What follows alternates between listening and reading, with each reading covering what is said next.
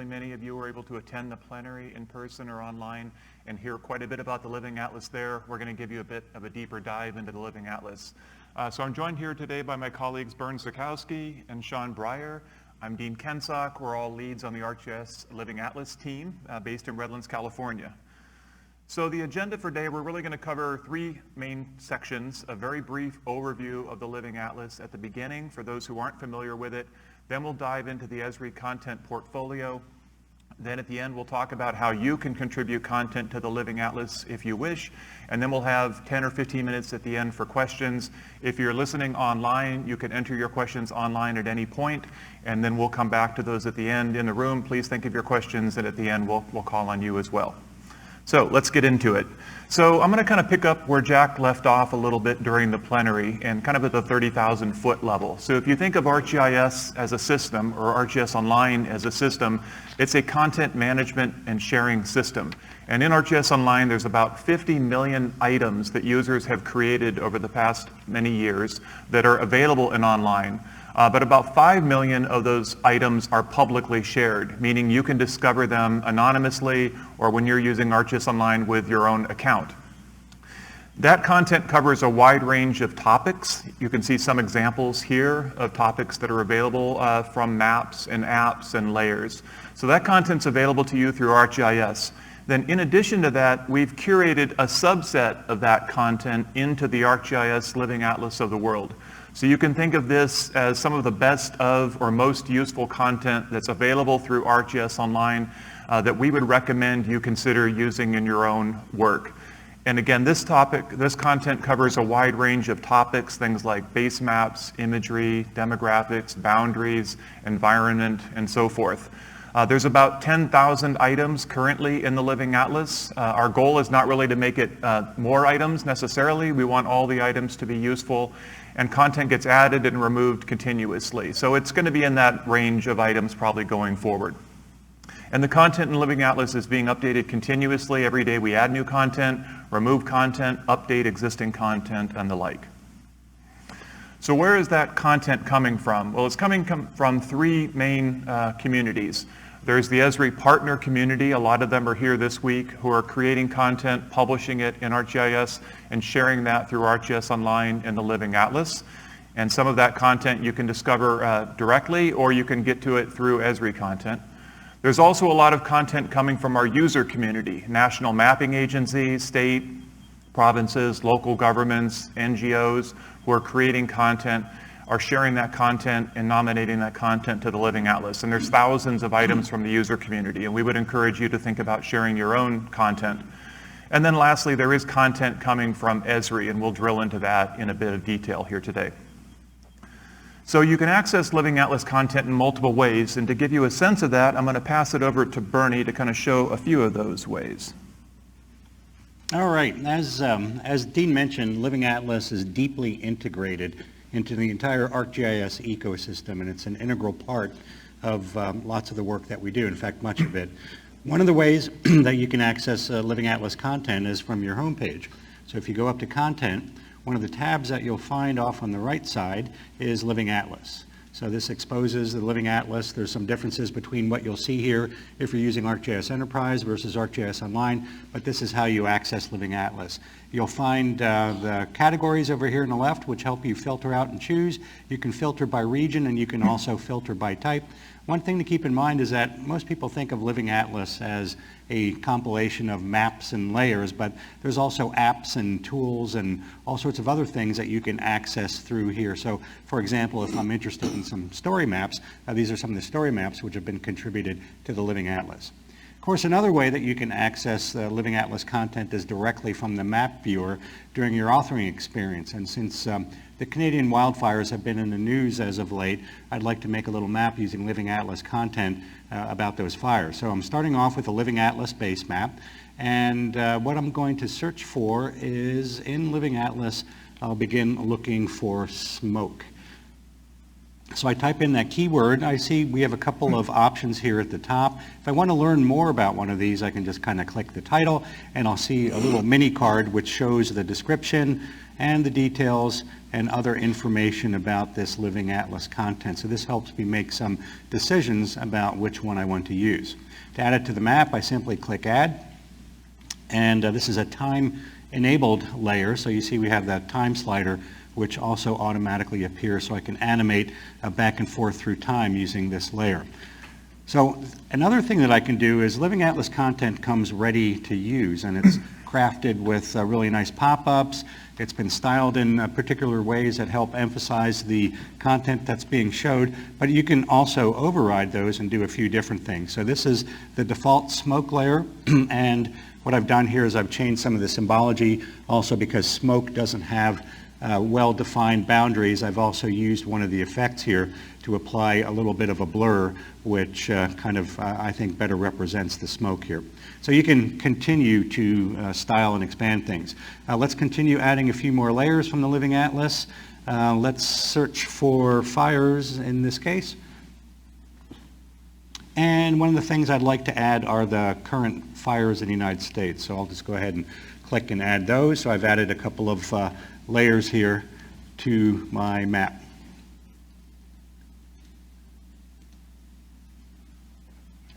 There we go. So there's the current wildfires in the United States.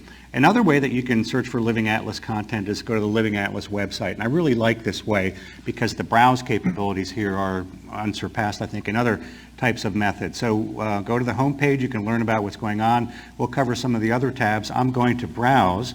And here we can begin by typing in a keyword. And if you're interested in some other examples of how you might search, you can click this drop down to view some other things. We can search by different categories, or I can check the boxes to choose the different things we want under topics like infrastructure and environment. I can also choose by regions, and I can also pick content types. In this case, I'm looking for layers because I want to add these to my map, so I'll select layers. And I'll search once again for fires at the top. And these are the layers that match. So I've already added U.S. current wildfires. I see here we've got the satellite thermal hotspots. Because I'm signed in already at this website, now it's part of my online experience. I can favorite items that I want to add.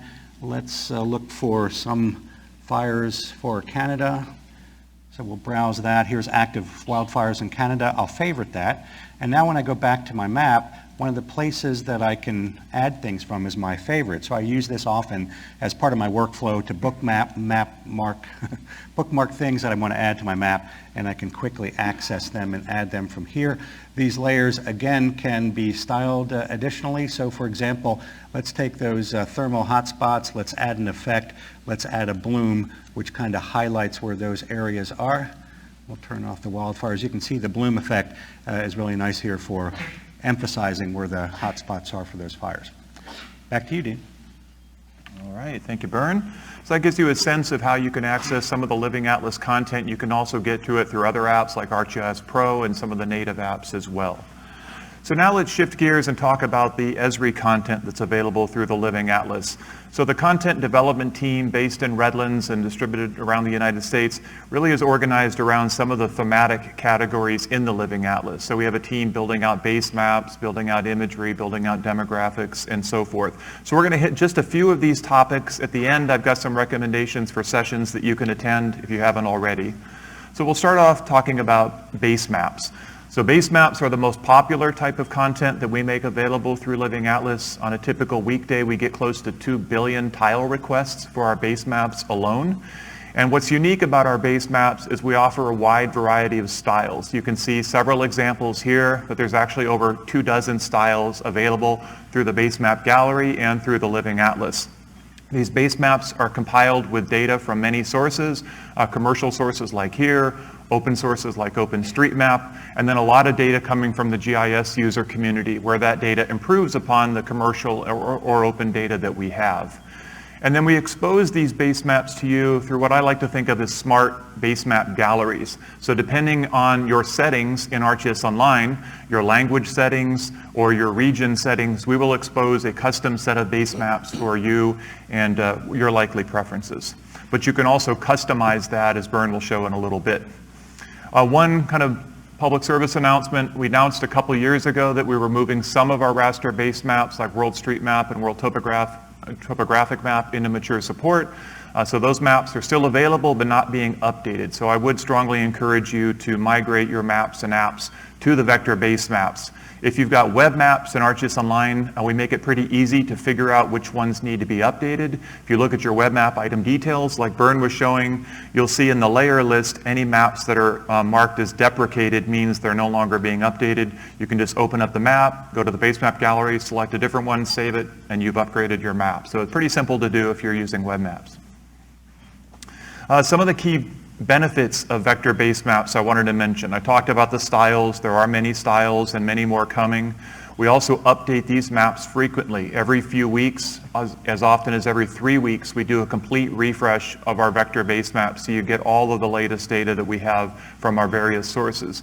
And then we do localize them, as I indicated before. We support 40 different languages, the same languages that we support in online. And we also have different worldviews for different parts of the world with different disputed boundaries and place names. And that's what we expose through those smart galleries. So a few of the new things coming out in vector-based maps. One new style that we introduced recently is our outdoor map, which really emphasizes kind of the physical characteristics of the world, topography, physiography, and the like. It's really good for trails maps and those types of things. So that style is available to you now. You can access it through the Living Atlas, and it'll be coming into the base map gallery soon. A couple maps that we did recently add to the base map gallery are these enhanced contrast maps, both light and dark. These are really intended for accessibility purposes. For some users who have visual impairments, color blindness of different types, they need a higher contrast map to distinguish between features, and these maps are really good for that. So if you're serving that audience, you can use these base maps for that purpose. There's also some new layers in our vector-based maps. One of the ones you may have seen during the plenary were our places layer. So places are points of interest, restaurants, stores, groceries, drugstores, those types of things. We have some of that in our standard-based maps, but we have a much richer collection, tens of millions of places available through a few new styles that you can access through Living Atlas as well. And then for our outdoor map and our topographic map, one of our goals was to make those really lightweight so that those maps could be taken offline to do work out in the field. And raster tiles are much larger, so we've created vector tiles of our contour lines and our hillshade so that those can go into our web maps, and those can be used for going offline, so you can take large areas offline and still maintain a small footprint of data. And those maps or layers can also be used in your own custom maps and apps. So with that, I will pass it back to Bern to show you a couple things about our base maps. All right, thanks, Dean. Everyone is used to seeing the base map gallery in Map Viewer. You're also used to seeing the base map gallery in ArcGIS Pro. This is all driven from your organization. So Pro, of course, is linked to your organization, and you'll find all your base maps here in Map Viewer when you click the base map, and then you can view your gallery. Now, the gallery here is controlled in a couple of different ways. There's a default gallery, which is what you get by default, of course, but there's another gallery that you can create, or you can customize that gallery as an admin or with admin privileges by going into your organization settings, coming over here to the map tab, and then here's the base map gallery section. You can choose your own base map galleries. You can mix and match those with Esri base maps, or you can create your own and just use those. And that's all done by putting things into a unique group. This is also where you choose the base map that will be the default base map when you begin making your map. So mine here is topographic, but I'm using a custom base map gallery. How does that work? A custom base map gallery is driven by a group. And here's the group that I use. I've chosen some of the perhaps experimental ones that the Living Atlas team is working on, and other things that I find of interest, and even base maps that I've created myself. So you just make a map and you put it into this group.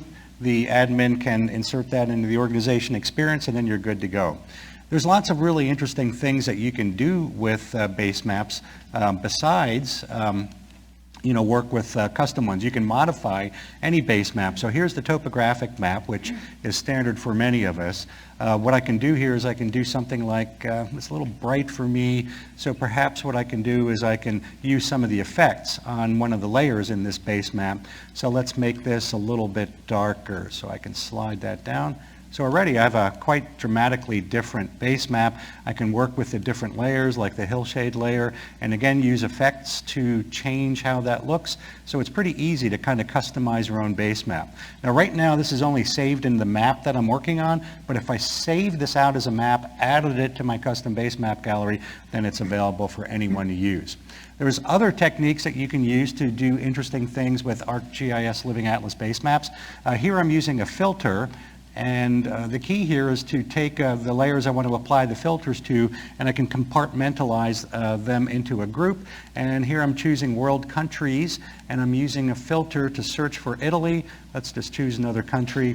And what we'll do now is apply that same filtering effect into an adjacent country. So you can leverage all of these effects and blending. This is another one where what I've done is I've taken a sketch around the Esri campus, and I'm using that as a mask to sort of mask it out from what's in the base map. So this is the base map in the background. Now I'm using the sketch and using this charted territory layer to kind of make the campus pop out from the rest. Lots of interesting things you can do there.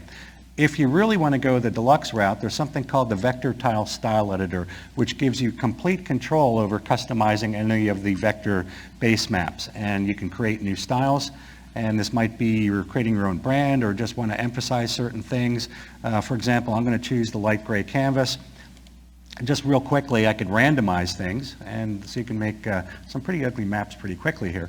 What you might want to do, though, is go into more of a delicate approach to this. So, for example, if I zoom in into this view, I want to change perhaps the building footprints to a different color. I can click on that color. It appears here, and then I can choose a different building footprint color, and you can go on and choose any colors. You can even work with the JSON that's part of this map as well. There's a gal here in the Living Atlas team, Emily Miriam, who's doing some workshops on using the vector tile style editor. So if you're interested in that, please attend one of those workshops. Back to you, Dean. All right, thank you, Bern. So one of the new things that we introduced this year with the June release of ArcGIS Online that we're excited about are our new 3D base maps. So we've been able to display the 2D based maps that Bern was showing you in our 3D apps like Scene Viewer and ArcGIS Pro, but now we have a new set of 3D base maps that are available to use within Scene Viewer as of today with our ArcGIS Online environment, and then coming soon in ArcGIS Pro with the 3.2 release. We have now 3 styles available, topographic, like what Bern was showing you as a default, plus 2 navigation maps, light and dark. And these are built with OpenStreetMap data that we introduced last year at the user conference, 3D scene layers that I'll talk about in a minute. So what are the components of our 3D base maps? So I'll start from the ground up. We have a terrain surface that we have for the 3D terrain, so you can see things like mountains and canyons. On top of that, we drape a custom 2D vector base map, kind of like what Bern was showing you styling. We've created a custom version of our styles for use in 3D. And then on top of that, we have 3 3D scene layers: buildings, trees, and labels that we use to display content. So as I mentioned, we've got a few styles now, but if we look forward to what's coming later this year, we'll be introducing some additional 3D base map styles. Some will be familiar styles like you see in 2D. Some might be new creative styles that we design. And we'll also be working on enhancing the content that we put into the 3D base maps. So you may have heard that Esri licensed some Maxar Precision 3D data. We licensed elevation data, building data, and some vegetation data that we'll use to improve the content of our maps. And we'll be introducing that commercial data and other sources later this year into our map. I'll give you a really quick preview of this. So I'm going to go into the scene viewer in ArcGIS Online, and I've got a web scene here with some various slides of places. So since we're here in San Diego, I'll go ahead and zoom into San Diego, and you can start to see the content appear. So for example, you see the label for San Diego appears, but it's not draped on the surface of the map. It's a billboarded label as a 3D scene layer. So I can zoom in a little bit closer here to the downtown area. Now you can see some of the 3D features appearing on the map. The buildings are extruded based on the height values that are in the OpenStreetMap data. So I can navigate around there and you can get a sense of the different data that's available through OSM. And it looks pretty good, but if I look at, say, the Convention Center in Petco Park, I can tell that it's not maybe as detailed as the real feature on the ground. So if we look forward at data that we're going to be introducing soon, this is an example of some of the commercial data that we'll be introducing into our map later this year. So you can see the Convention Center, Petco Park have much higher fidelity to the detail. And then with some of the vegetation data that we've licensed, we have tree data in our base map. These are the trees from OpenStreetMap on Embarcadero Park on the south side. But we've also been able to use vegetation data to generate pretty realistic trees for the area using the vegetation area, the heights of that, and then some machine learning to kind of apply the right styles to that data. So you can look forward to that coming a little bit later this year.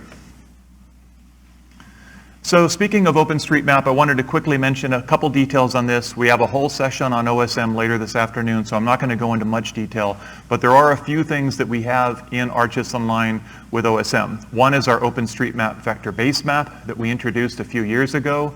This is now powered by the OpenStreetMap daylight distribution. How many of you have ever heard about the daylight distribution? Just a few of you. So you could think of it as kind of a cleaned up version of OpenStreetMap. The OpenStreetMap database is great. It's got something like 8 billion features. There's millions of editors, but occasionally some bad edit will get in there, maybe intentionally, maybe unintentionally. We don't want those to surface in our maps. So we've partnered with a couple organizations, Meta, Microsoft, and Esri are working on the OSM daylight distribution, and we essentially run it through some vandalism detection pipelines, do some other cleaning up of data quality, and we also enhance it with other open data. So that's available as an open data set, and we use it to produce our vector base map. In addition to that, we also have a live replica of OSM data in ArcGIS Online. So we have live feature layers that are updated with minutely diffs. So if you make an edit in OSM, it'll appear within 1 or 2 minutes within ArcGIS Online. So you can access individual layers like buildings or highways or amenities and use that to author your own maps and apps. And then, as I mentioned, we have 3D scene layers from OSM that we released last year and that we're using in our 3D base maps. Those are also built off the OSM daylight distribution. Something new that we introduced earlier this year, how many of you have heard about the Overture Maps Foundation? I'm guessing not many. Not too many of you. So last December, this was a new open map data initiative, global open map data initiative that was launched by a few organizations. You can see their names up there. The intent was to build an open data set that could be used by organizations that wanted to publish map services. The OSM data is great, but that community is really focused on the community-driven aspects of building the data. They're not focused necessarily on building a product that could be used for map services. So we wanted to do some additional things to make the data more useful for that, such as defining a schema for the data that was more structured and predictable than the kind of tag-based ontology for OpenStreetMap. So right now the Overture team is working on a few specific layers: buildings, roads, admin boundaries, and places. And last month, the Overture team released a schema for Overture. So all of these layers have a data schema that's been made available, that's open for public comment. People can provide feedback, and they have. That will be iterated. And then in the next few weeks, we'll be releasing additional initial data sets in those 4 themes in that schema. And that'll be data that Esri is looking to use. So earlier this year in February, Esri decided to join the Overture initiative so that we could help steer the direction of the project and make sure it works well for our user community. So we're now actively involved in helping build out this open map database. You'll be able to use it as an open data set. You can just download it, use it however you like, and it will also be available in ArcGIS. So our intent with this Overture data is to publish it in multiple ways. We'll publish feature layers of the data. So if you just want to use all the Overture buildings, for example, there'll be a building layer in Living Atlas that you can use to discover that in the Overture schema, I should say. And then also 3D visualization tools using some of the enrichment that's happening within Overture to improve the quality of the data. We'll be taking advantage of that as well. So look forward to that in the next few weeks. So now I wanted to shift gears and talk about a different type of content, imagery. So the most popular map that we have in ArcGIS Online is actually our world imagery base map. We've had that for many years, and we've been actively maintaining it. We build this with a variety of sources, including commercial data from partners like Maxar, and then data from the GIS community, aerial imagery that's contributed by cities, counties, states, national mapping agencies. One of the things we've done recently is enhance the resolution of the world imagery map in large parts of the world, and I'll show you kind of an example of that here in a minute. And we're also actively working with the GIS community to bring in more high-resolution data as it's available. So last year at the user conference, we announced that we would be upgrading large parts of the world, the areas you see in purple here, from 1.2 meter resolution to 60 centimeter resolution.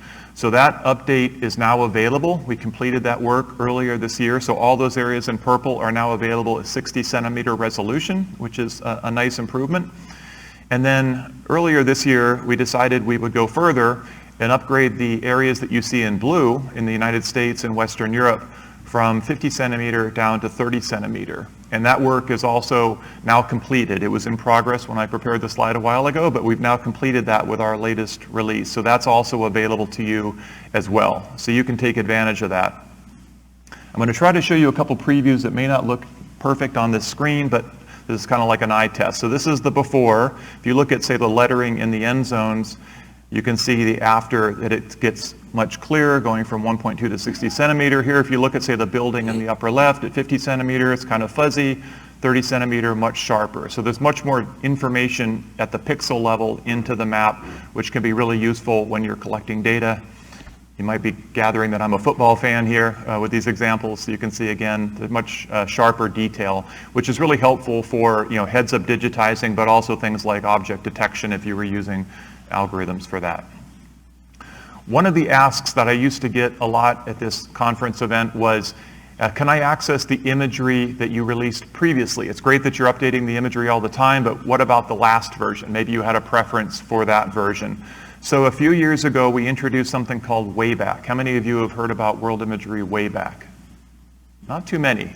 So we now have over 150 versions of world imagery going back almost 10 years, from January of 2014, that we've archived and are available to you through ArcGIS and the Living Atlas. And with each release of the world imagery content, we update Wayback as well. And there's a Wayback app. You can see the URL for it there that you can use to easily explore this content. So I would encourage you to take advantage of that. We now have over a petabyte of imagery that's available through the Wayback service. So with that, I would like to pass it back to Bern to show us a little bit about our world imagery.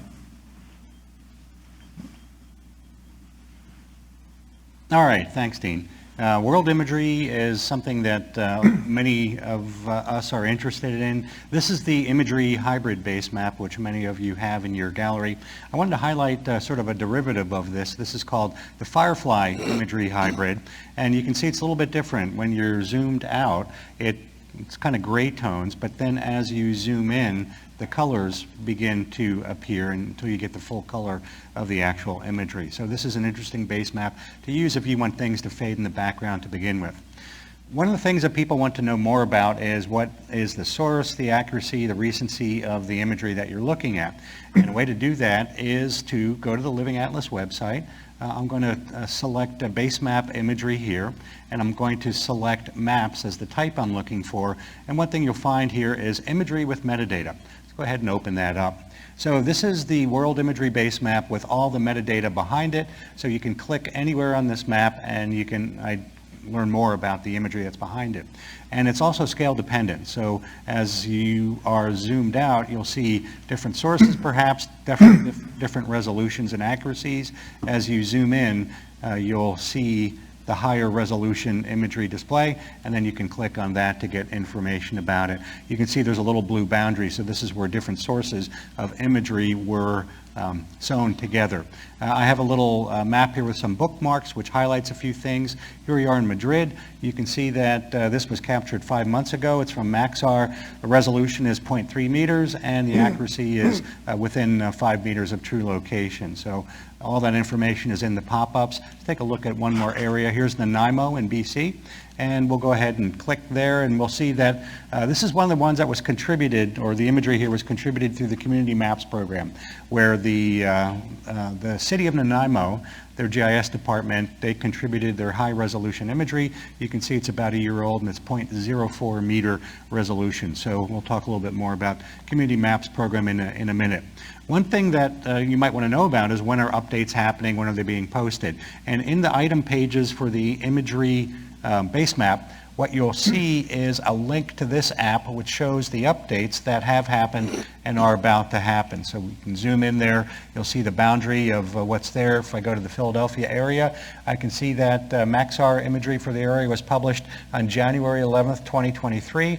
The pending areas are outlined in yellow, so I can see that it's scheduled in Q3 2023 to update. So if you're interested to see what's going on, this is a great way to do that. There's regional updates here, as well as those community maps contributions. Again, we encourage those of you that have high resolution imagery, please feel free to join the Community Maps program to be able to contribute your data to enhance this base map of the world.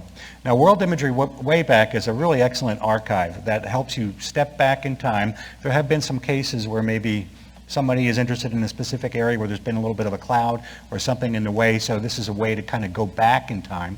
If you check this box, you'll see only the imagery dates that show some change, and if you click on the map, you'll get more information about that. If you hover over this list of imagery here, you'll see that highlighted on the map. You can pick and choose the date that you want. You can make a new map out of that, add it to your custom base map gallery if you want, but you can also explore imagery over time. So here on the left, I'll choose the most recent imagery, and we have a little slider which lets us explore what's happening here in this area of Las Vegas. You can look at the construction. Another neat thing that was added the last update for this app is the ability to create an animation out of this. So you can kind of move it around, you can adjust the size, and it creates a GIF file which you can download and use elsewhere, which animates through all the different imagery that has been collected in that particular area. So with that, I'll turn it back to Dean. All right, thank you, Bern. And we are going to shift gears one more time here and talk a little bit about the environment content that's available and the live feed. So Sean, I will pass it over to you. Yeah, can you hit 3, please? Yep, you're on. All right. So this year we've done quite a few updates. You saw some of those on the environment section during the plenary. We've added new climate information, new land cover information. With our business partner, Impact Observatory, we added new content around this land cover map for the world that just got released on Monday. Around live feeds, if you don't know, has anyone here used the live feeds before? Okay, we see a couple out there. Our live feeds layers are a collection of information layers that are being updated every 5 to 10 minutes from multiple data sources around things like hurricanes, earthquakes, weather and warnings coming from NOAA. Our hurricanes and our earthquake layers are both global. And then we also have a series of U.S. and storm forecast and drought information across the U.S. This is a really great source for a lot of the emergency management community and the planning and mitigation planning to get access to this information in a real time and add it to their maps. These are going in dashboards, and the technology behind this, the ability to update it, is all based in ArcGIS Online and drove things like the COVID dashboard. What I wanted to do is take a few minutes to show you where do you go to find new information, what's going on in the Living Atlas, and what's interesting that's popped up recently. So I'm going to jump over to the browser here. And Bernie showed the Living Atlas homepage earlier. Down at the bottom you can see there's a section called What's New. These are all blogs that are being brought up in the last week to 2 weeks, covering all kinds of different topics. You know, here's the land cover we looked at earlier. Dean talked about the base maps. Bernie showed you some of the fire information that's all been coming in. So this becomes a really quick location to find what's happening today. There's also an area within the site that's around blogs. This area allows you to get to the entire history of all the blogs of launches over the last 5 to 10 years. So it's a pretty extensive amount of reading here, but this focuses not just on data, it also focuses on the stories of how to leverage the data, how to use it for analytics, how to take advantage of deep learning packages that are inside of Living Atlas. So here you can learn a lot about what's there, but how to take advantage of it.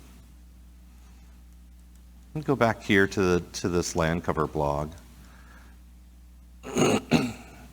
And one of the things we're highlighting is this new layer. It's just become available.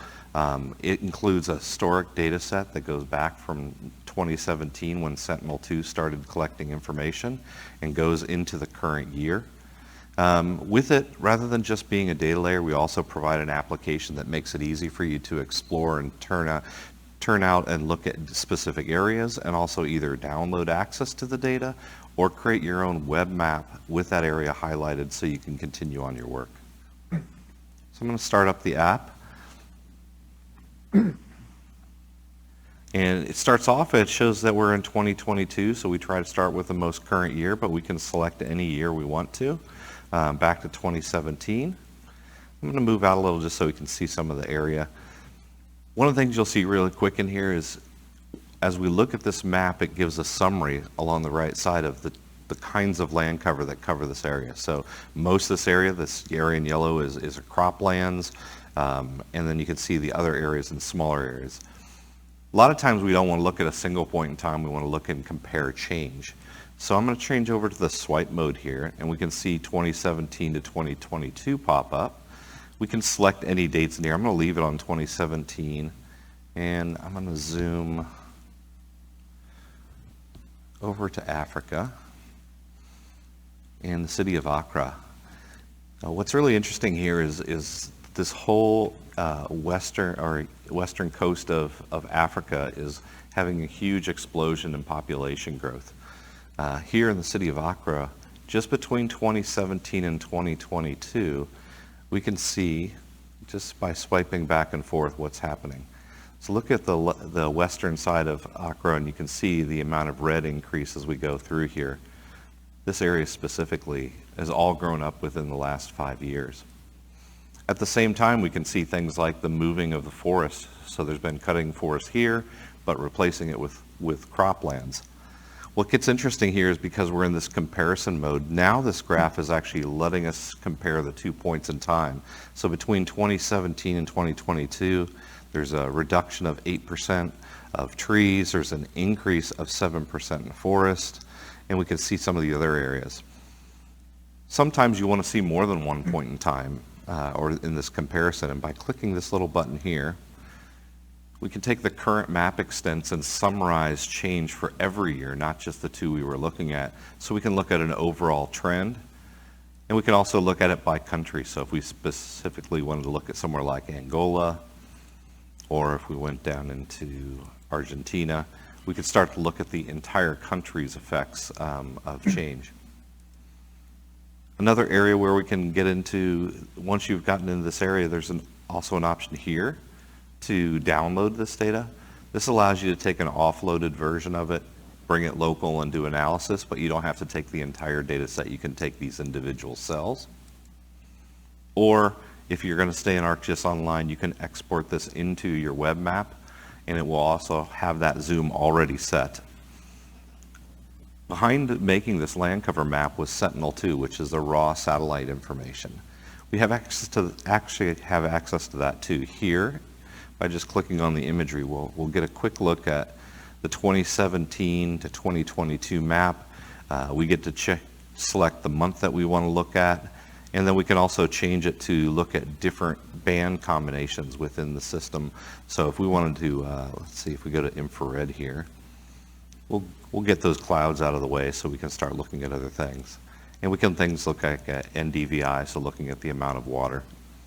So these are just a few ways to access the land cover and then take it away and use it in your own analytics. Thanks, Dean. All right.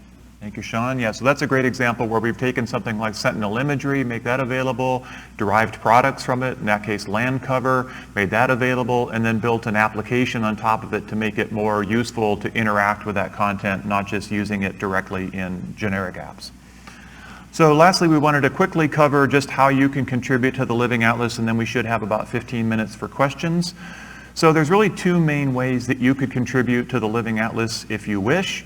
One of those is to do that by building content in ArcGIS Online that you then share and nominate to the Living Atlas, and I'll explain how in a minute. And then the other way is to do that through Esri maps that are already part of the Living Atlas by sharing data that you might have, whether it's imagery like Vern was demonstrating, or base map layers, or elevation, or other types of content.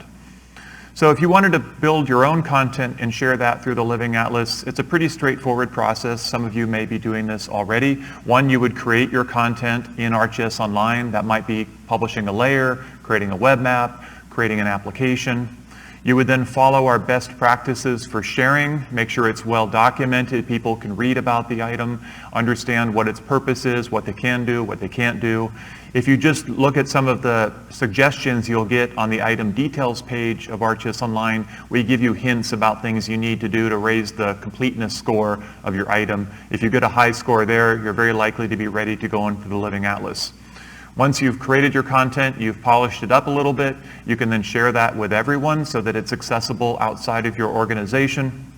And then you can nominate your content to the Living Atlas. So where do you go to do that? Well, you go to the Living Atlas website that Vern was showing you before, which you can launch from the app launcher and online, or go to livingatlas.arcgis.com, go to the Contribute tab, and you can nominate any items. When you go to the tab, it'll look at all your items in your online account. It'll tell you which ones are ready to nominate. You can click the Nominate button, and then at that point, one of the Esri curators will get assigned to review the item. If they see any issues, they'll reach out to you, work with you to fix it, and then once it's ready to go, they'll accept that into the Living Atlas, and then it'll appear immediately. So we're interested in all types of content for the Living Atlas, but in terms of content that we would really like to see, it's content that covers wide areas, so map layers that are nationwide in scope, that are marked as authoritative from your organization, and that are hosted in ArcGIS Online are kind of the gold standard of what we would be looking for, because that's most widely useful to the larger Esri user community. But we're interested in many other types of content, web maps, apps, tools, and they could be more locally focused than nationwide data sets. So the other process I described, helping to improve the Esri base maps, there's really three ways you can do this depending on what you'd like to accomplish. The first and easiest thing you can do is just tell us something's wrong. We have a set of feedback maps that are available from the Community Maps website, and you might tell us that the name of a school has changed, or a road has closed, or something new has been added, and then we will do the research and figure out if updates need to be made. We'll work with our data partners if necessary. If you want to add some detail to the map that doesn't already exist, you can do that through an editor app that we have, and I'll show you that in a second. So you can actually create data that doesn't exist already. And then thirdly, if you've already got data, maybe you've got all the buildings for your city, or you've got all the parcels for your county, you can contribute that existing data to our Community Maps program. We'll review if it improves upon the quality of the content we have for that area of the world, and if it does, we'll accept that in, we'll integrate it into our maps, we'll share it back to you and all the other users so you can freely access that. And you can do all of these things from the Community Maps website at that URL, communitymaps.arcgis.com. So there's lots of content that's been added to the Living Atlas this way. We have actually thousands of feedback items. We've gotten hundreds of thousands of features that have been edited through our editor app, and hundreds of millions of features that have been shared as data. With that editor app, I wanted to call this one out specifically. So this is an app that you can use freely with your ArcGIS subscription.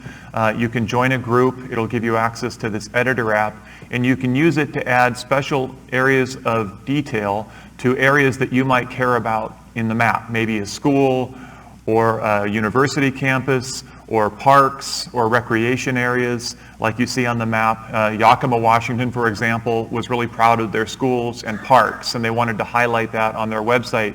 So they hired an intern for a few weeks to go add a lot of detail to those parts of Yakima, Washington, And then within a few weeks of that, that was added to our base maps, and they now reference that on their website. Many other cities and counties have done that type of thing. So you can certainly do that, and there's some really nice editing tools. To discover a lot of this content, you can go to the Esri page on ArcGIS Online at esri.maps.arcgis.com. We'll put a lot of the things we've shown today onto that homepage so you can access it later.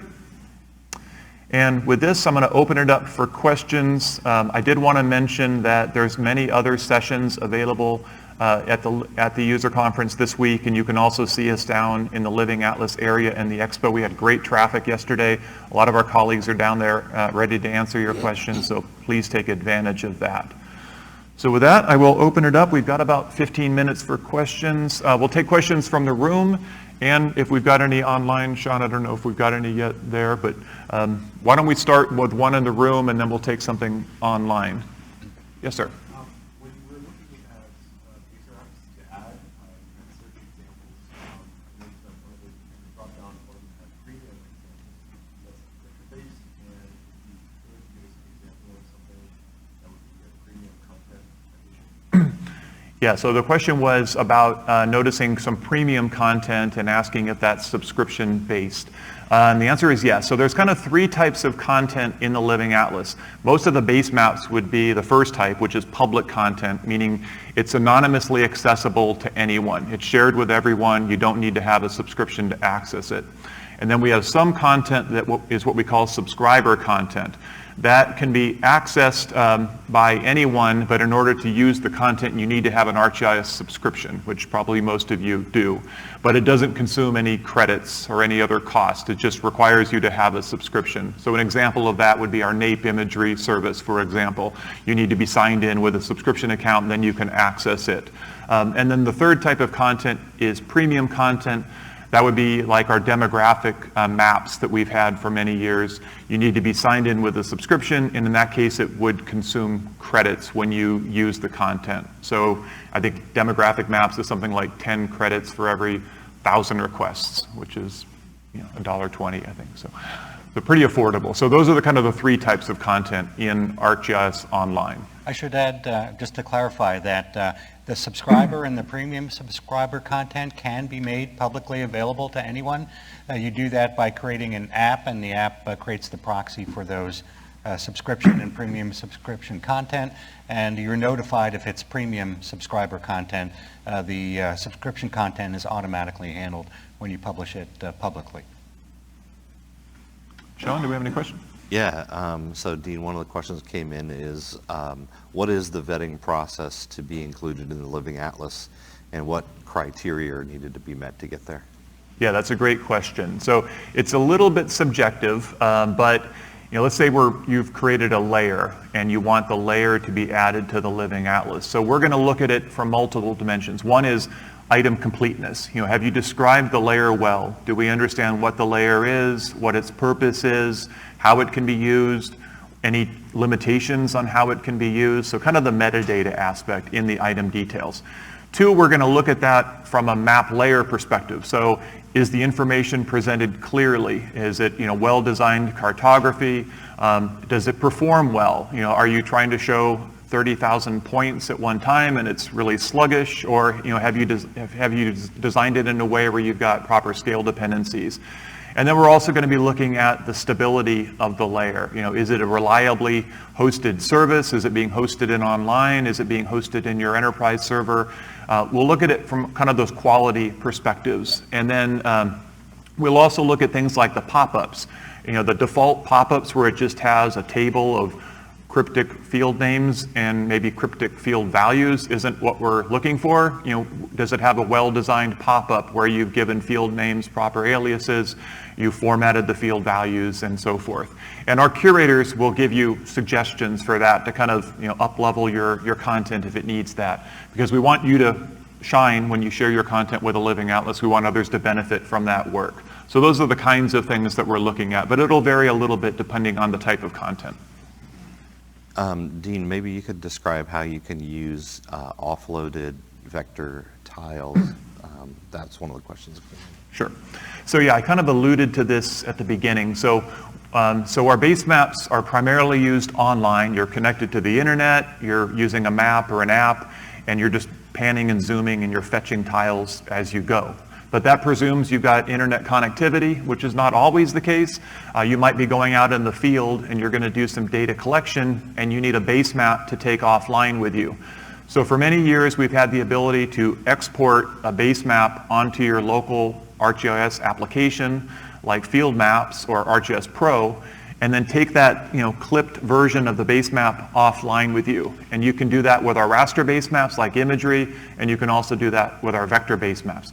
One of the benefits of vector base maps is that they're much smaller. If you think about our topographic map, in raster format, the world topographic map is about 10 terabytes in total size worldwide. So if you're just clipping out maybe San Diego, it's still going to be fairly large. With our vector-based maps worldwide, it's only 40 gigabytes. So 40 gigabytes versus 10 terabytes for the entire thing. So that scales down as well. So if I'm taking San Diego offline in vector format, I can get a much smaller footprint, or I can download a much larger area. But if I wanted to get, say, the entire San Bernardino National Forest, even doing that in raster format wouldn't work very well. It would be too much. But in vector tile format, taking our outdoor map or topographic map, you can get a much larger area by using the vector tiles, including the contours and the hillshade. So short story is you can get a larger area with a smaller footprint using vector tiles than raster tiles. So Bern, this question came in about, you showed the base map gallery and customizing it.